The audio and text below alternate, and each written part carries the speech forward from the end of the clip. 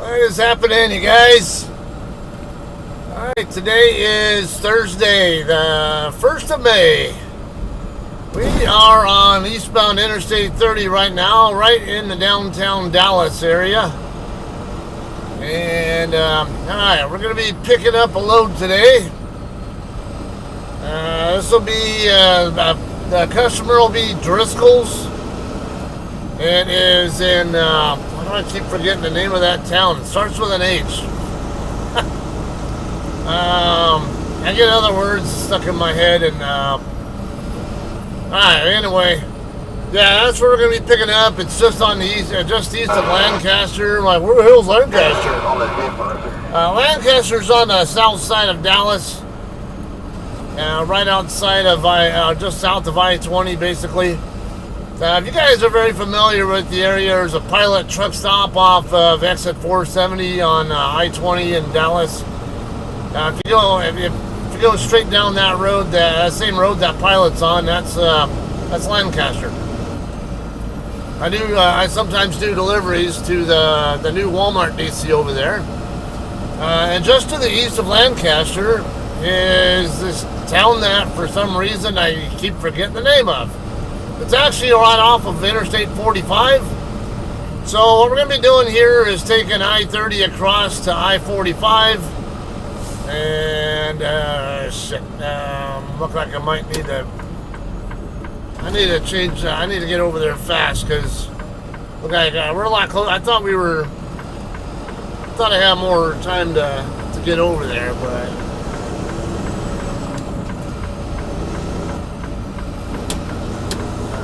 Yeah, that van knows that I'm coming over. Cool.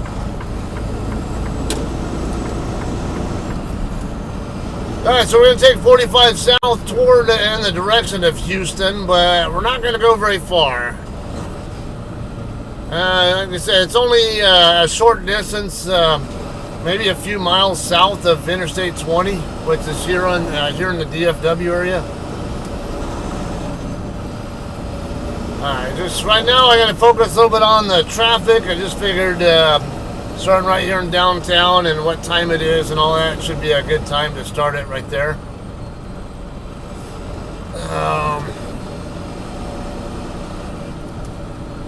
Yeah, fun times here.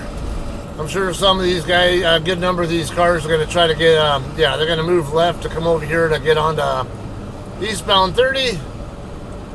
Meanwhile, I need to get over to the right, I believe, so I can get on to 45. Yeah, I see a sign over there saying right lane for 45.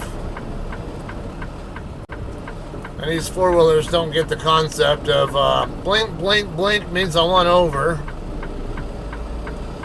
Is this guy let me over now? No, I can't tell. Looks like he's going to let me over. Yeah, he is. Okay. We'll give him a thank you flash. Appreciate that. Hard to believe people in Dallas are that good at, or that courteous. Because DFW area drivers are probably the second worst behind California drivers, as far, in my opinion, in general. But now there were a few accidents on the way here that I had to pass by. I mean, really, with the exception of people following too closely, it hasn't really been all that bad. There have been a few discourteous drivers or, people not paying enough attention to notice that I went over. But for the most part, it hasn't taken long at all for people to recognize that I went over at times and for them to actually be courteous and let me over. So I will give them that credit.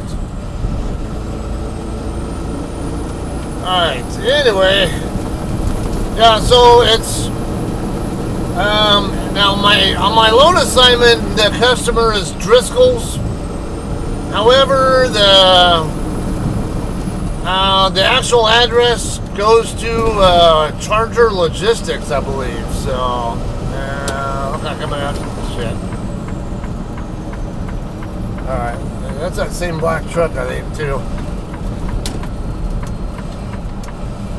Okay, hopefully we'll be all right. It should start clearing up here on 45. Should be in better shape Alright, while we're waiting on that, let me go ahead and adjust that for you guys and for myself. Okay, exit 273 Wintergreen Road is what we're looking for. It's about 10 miles south of here. Alright, yeah, so Charger Logistics, I think it was. I have no idea what to expect from the place. I just know I have an 1800 pickup time. I also know it's going to be, it's basically just a local filler load. Earlier today, late last night and earlier today, I had some work done on the truck at our Denton terminal, Denton, Texas, yeah. And my APU HVAC fan wasn't working. Turned out the 20 amp fuse, I guess, for it blew, and so that got replaced, and they also replaced the fan itself because I guess it locked up. And on top of that, I had 2 shock struts on the right side, the drive axles that I had tried to replace before, but they didn't have the parts on hand. So this time they did have the parts, so they went in and changed them. Then I got 4 drive tires replaced as well. So yeah, a lot of work done. It's going to be a little costly on my maintenance account, unfortunately. Now, if you're wondering though, if you're a Hirschbach driver, or potentially a Hirschbach driver, keep in mind I am on their legacy JCT lease, not the Hirschbach lease. So everything you might know or think you might know about the lease that I'm on, guess again, unless you drove for JCT and you know how their lease program worked, you probably don't. 2 totally different animals there. I get paid a flat rate per mile of $1.20 plus fuel surcharge. Which also means I get my fuel wherever I feel like getting it from. I don't have to get it from where they tell me to get it. Also, I have a maintenance escrow account that I pay into. And so when I have maintenance stuff, when I have maintenance expenses that come out of my an account that only I pay into. Now, Hirschbach drivers on the Hirschbach lease program, they have it different. They pay 10 cents a mile every week, no matter what, for maintenance, and what they pay in goes into a central pot, basically. And so, and whatever maintenance needs to be expended on whatever trucks just comes out of that central pot. So there's not like, oh, you've only put in $10,000 into your maintenance account, and you only have $10,000 available to spend for maintenance purposes. Doesn't quite work that way. On their side, you might be spending 10 cents a mile, and your actual out-of-pocket cost might only be $5 a mile or something, and someone else's might be $15 a mile, and it'll even out basically. Either way, it's a tax-deductible expense anyway. Look like I'm gonna have to move left because what's that? 175. Okay, this guy wants over. Let's see.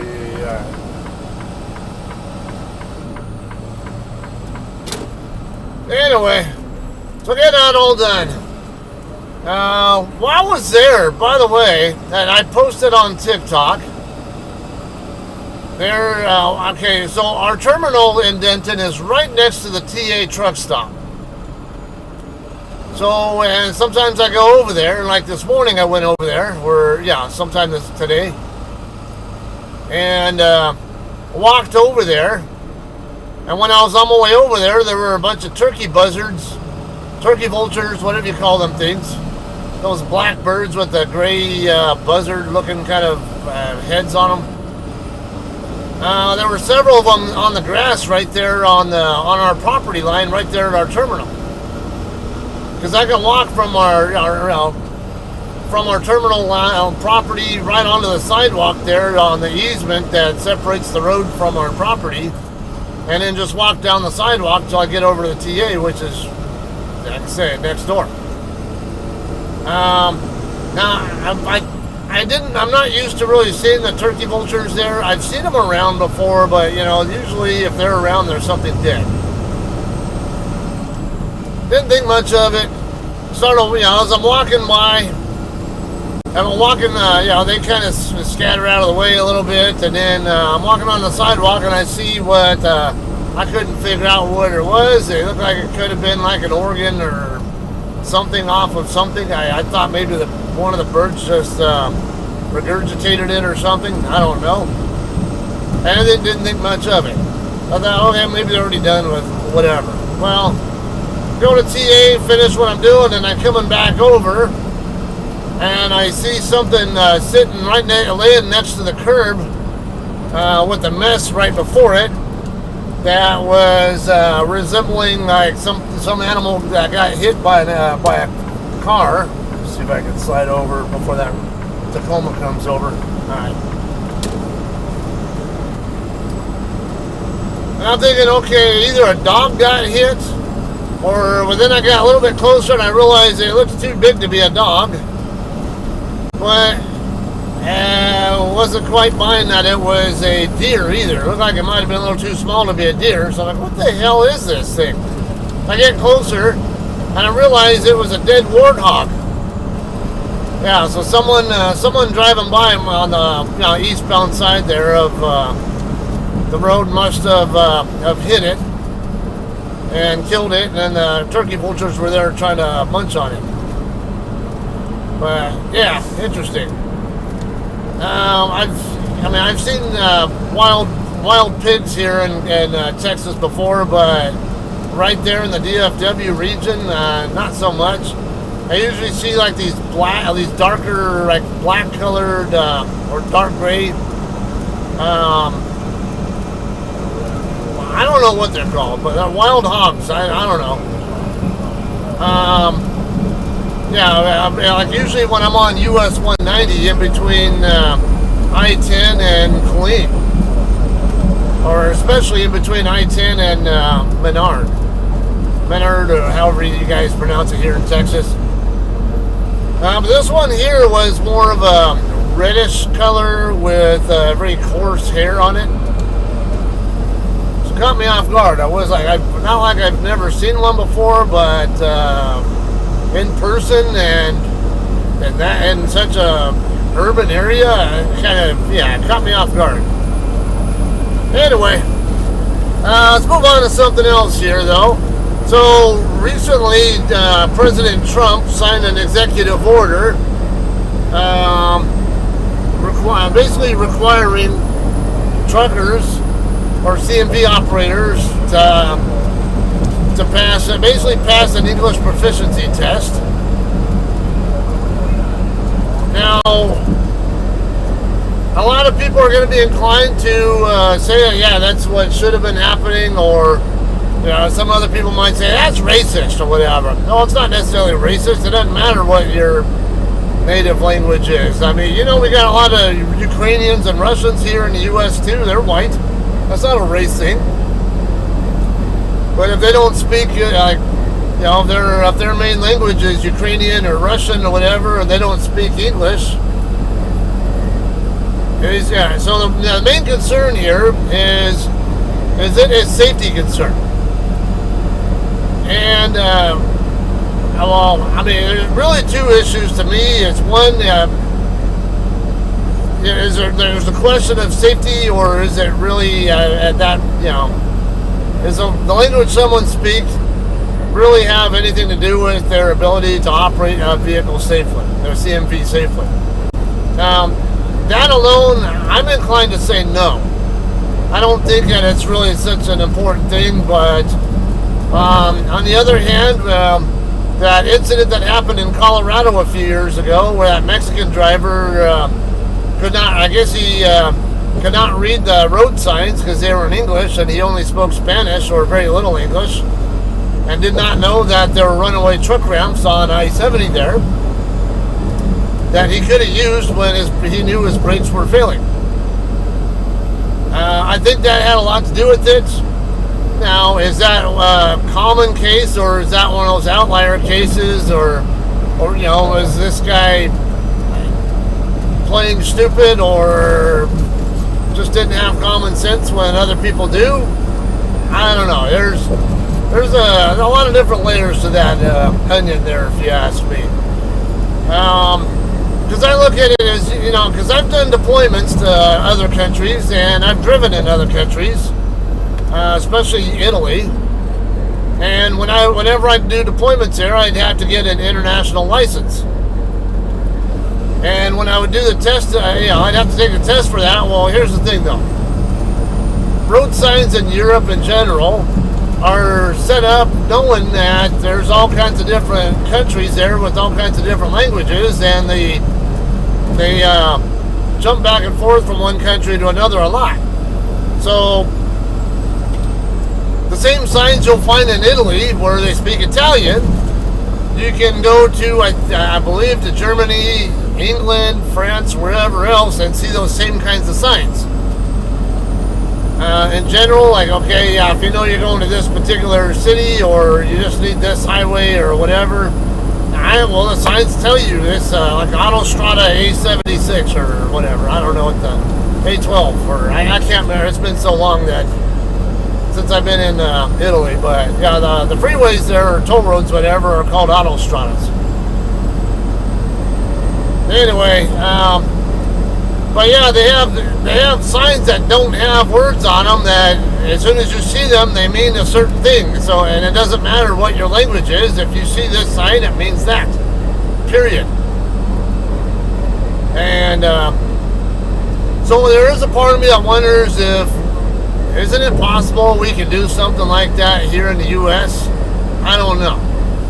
Yeah, because I mean, even in my area, we get a lot of people who only speak Spanish, and they aren't so good at English. Or you get a lot of truckers who live in the Central Valley of California who only speak Punjabi or whatever else. So, or Sacramento area, they got Russian, a lot of Russian people up there. You think that all? Come on, dude. Okay, do you really have to do 50? We're in a 70 zone. I'd like to go a little bit faster and not be trapped here. What is wrong with this guy?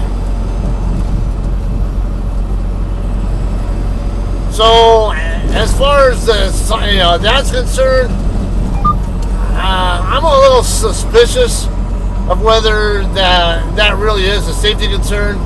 I think the real safety concern there is foreigners might have certain driving cultures that they're used to in their own countries, and they're going to bring their habits with them to America that they're used to doing where they're from. Yeah, they might drive a little more like assholes or crazy or whatever. I've heard a lot of stories about. Come on, dude. Fuck. What's wrong with you? Alright, way station 1 mile away.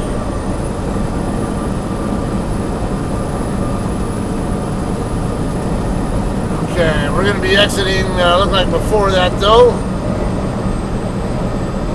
We get zoomed in. On the other hand, I also had a time when I was picking up a load in Salinas, California, at Taylor Farms. And I went to check in at the little phone booth thing there. And right when I was done checking in, a Punjabi guy came up. And it turned out he needed help getting checked in because he couldn't speak English. Or he spoke very little. I had to actually use Google Translate just to even communicate with him and tell him you need this and that, whatever information. And then I had to actually make the phone call for him.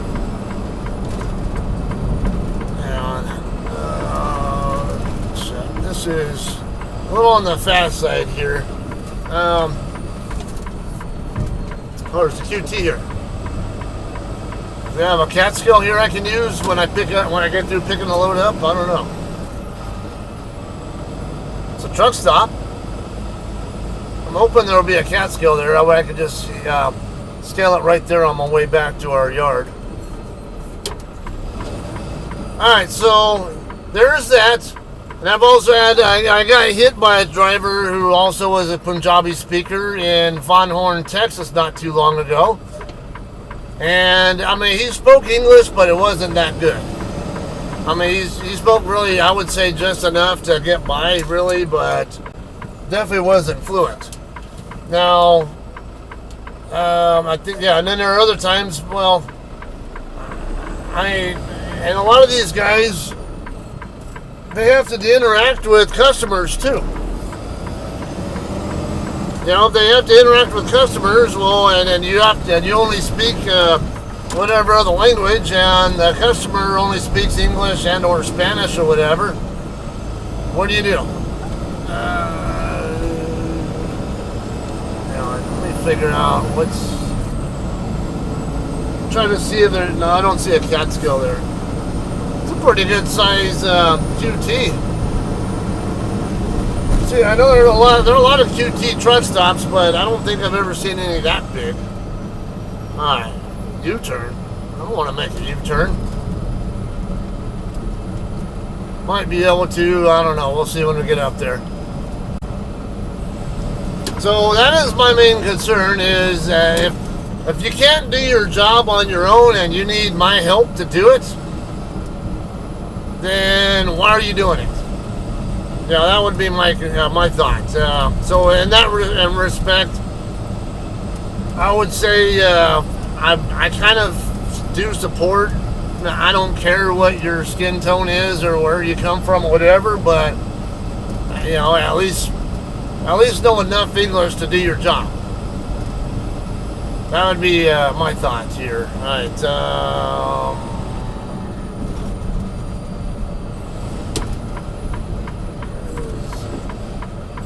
Oh, wait. Where am I going?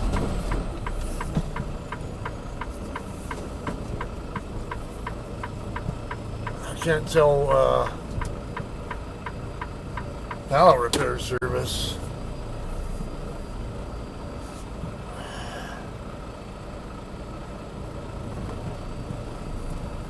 Where do you come? I don't know. I'm thinking it's that gray and blue building there. Let me see. Alright.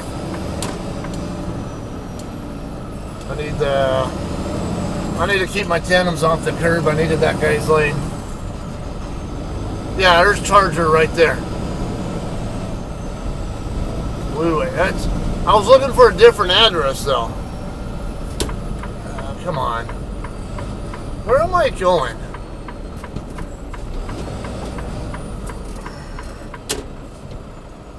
No, I don't think that's it.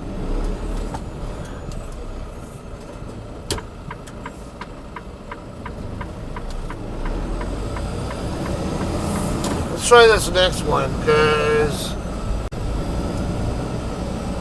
yeah, this is Chargers, a guard shack right here, so I think this might be it.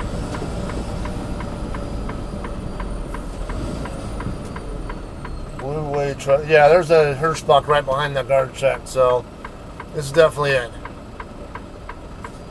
Now, let me know, what do you guys think of it? Because I've been on both sides of that coin where I don't speak the language, but I have, you know, I drove in Italy. I was able to do my job safely.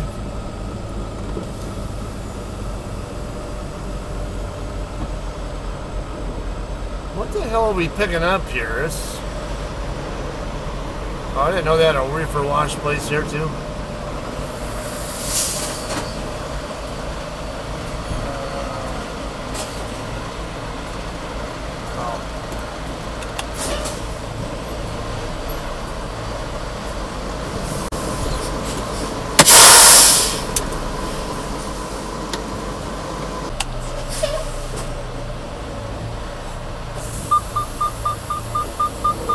Alright guys, we're checked in now. This guy will check us in first, and then we go to this intercom thing over here on the right side.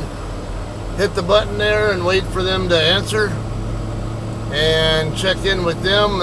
You're going to have to make sure you have your ID on you when you do, because you'll have to put your ID up in front of the camera. Not enough room for me to get in over here behind this Hirschbach, so I'll come up here in front of this other guy. And alright, look like shipping and receiving is right here by where this Zip Express guy is.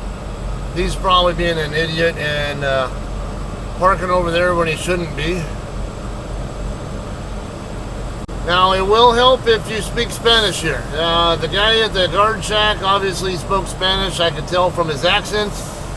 And when I was checking in at the comm box thing, the lady I checked in with there asked me if I spoke Spanish, and I said poquito, and you know, so I mean I do speak some. I just I can't say I speak it fluently. I know enough to know the context of what's being talked about, but I'm gonna have to watch out for that fire hydrant over there.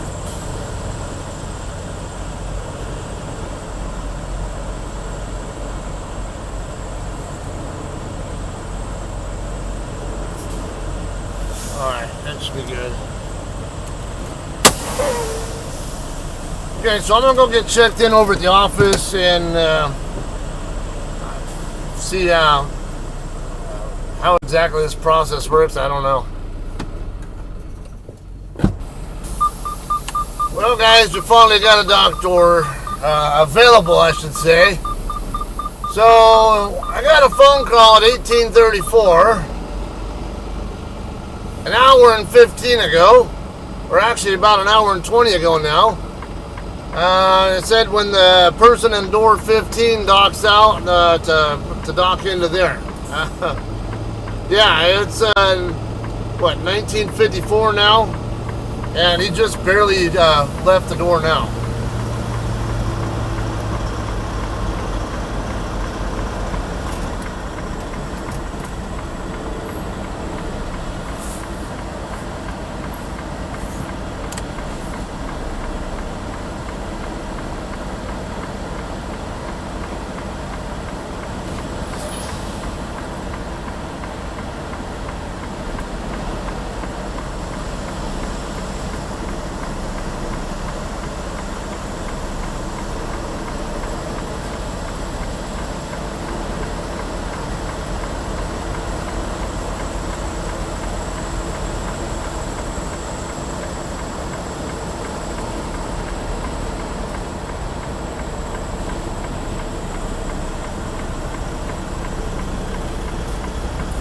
Alright. Yeah, I had to wait on that guy to walk by. Now, from what I can tell, this guy's got his doors open, I think, but everybody else I was seeing look like the doors are closed.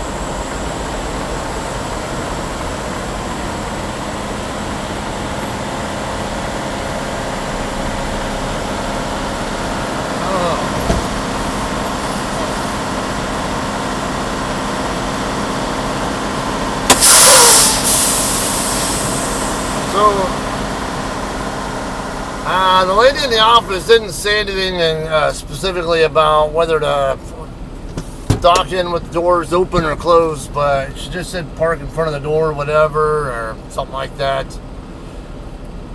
Speaking of, since it's on the topic anyway, so the girl I checked in with over here is Indian, well, we'll say Indian American. Speaks perfectly good English, but definitely with an Indian accent. So that'd be something else to consider, right? You know, never mind the driving stuff, but these guys, Punjabi drivers can do their job effectively, both if they can speak better English, or if some of these customers that frequently deal with Punjabi drivers actually have maybe somebody in the office who actually speaks Punjabi, and that could help as well. Just saying. I mean, I got asked if I speak Spanish checking in here, but you know, I'm kind of on the fence on that issue, though. It's I support the idea of in some ways that they really should be speaking English or be able to speak English. There's a lot of signs out there on the roads that you have to be able to read English to know what the hell it's saying, and now, not to mention, as the CMV driver, you're subject to inspection. And how do you communicate with the DOT inspectors or officers if you don't speak their language? Anyway, So I see both sides of that, if I must be honest. All right. I'm gonna go ahead and I guess we'll let you know how long we'll be in here for when we're docking out. All right.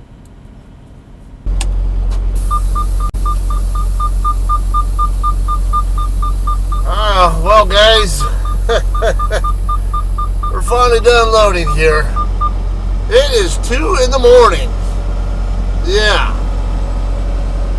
So late that I'm gonna be there at our drop yard about 3:15 or so in the morning, and then still gotta wash out my trailer and then get back over to. We'll get another trailer after. I'm gonna take this to our drop yard in Denton. It is ultimately going to Iowa. I don't remember the name of the town. CHI something.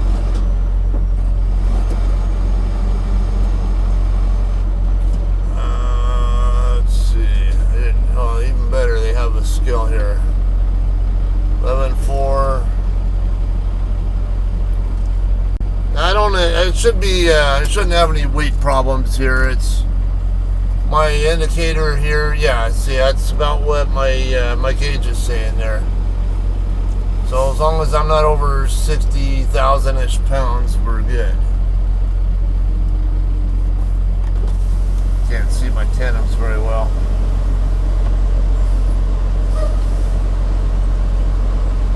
Where are we at?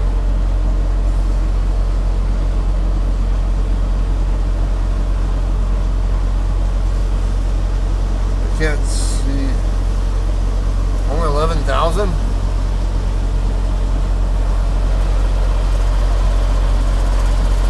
Morning.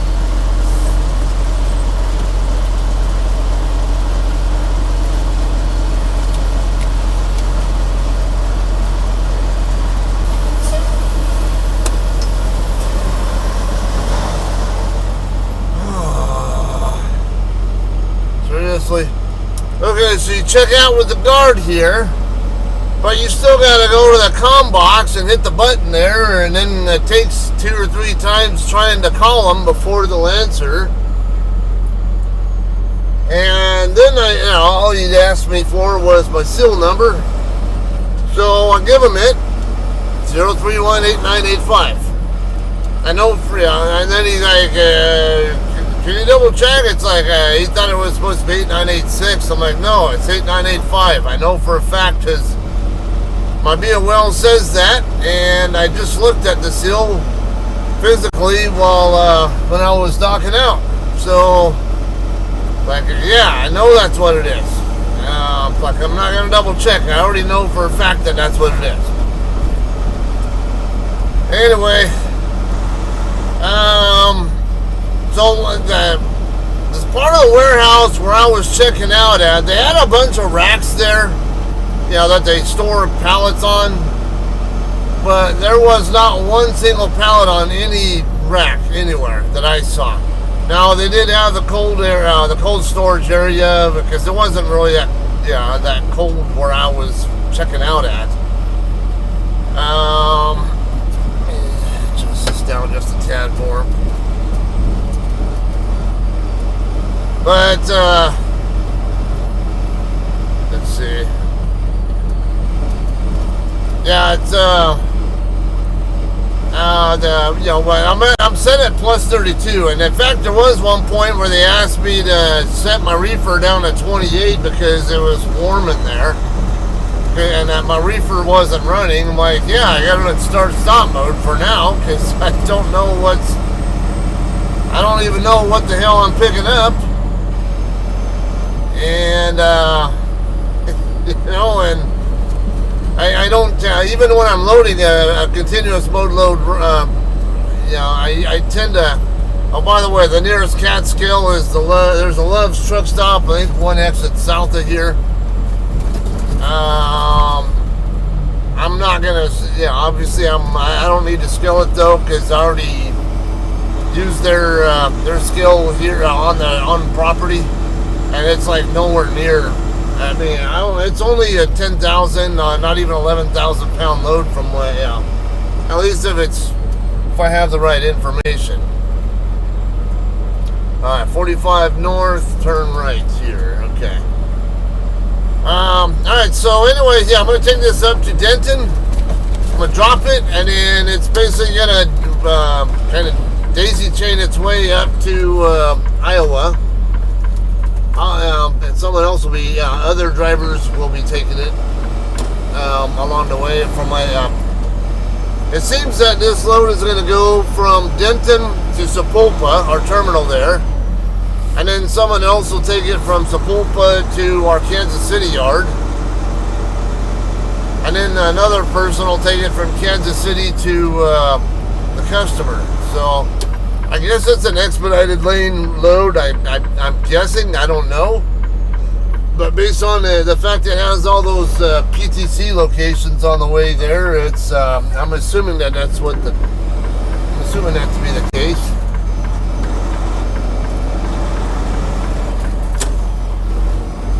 So that's what's up. I'm supposed to be in Sunnyvale at 8 a.m. to pick up a reload. It'll be a dropping hook though. That one is going back to California to Shafter, to that Walmart DC there. Then it'll be my setup to be home for medical appointment, and I'm also going to be seeing Brad Williams, the comedian. If you're not familiar with him, yeah, he's a dwarf comedian. He does a lot of joking around about his condition and sex and race and whatever else. He's one of those not politically correct types, which is funny to me. Anyway, that's all I got. I don't know what the delay was. I mean, it took over an hour, just to even get the damn guy out of the dock door in front of me. And then once I was there for over 8 hours before I finally docked out. I don't know. Whatever, this thing has to go. I can feel this thing trying to help me steer to keep it in the middle of the lane, and it's like, yeah, I don't need that help. Anyway, that's all I got. I don't really plan. I've already done Sunnyvale vlogs a couple of times in the recent months, so I'm not gonna vlog that one. And I've done Shafter so many times too, so I won't be vlogging that either. I got videos to catch up on anyway. So how about next time I am either leaving California or some other time after that? That'll be what you see from me next. All right. Like I said, there's no telling when I'll actually post anything. I'm way behind anyway on what I'm working on and when I actually recorded it. Anyway, y'all have a good night. Thanks for watching. Alright, y'all have a good night.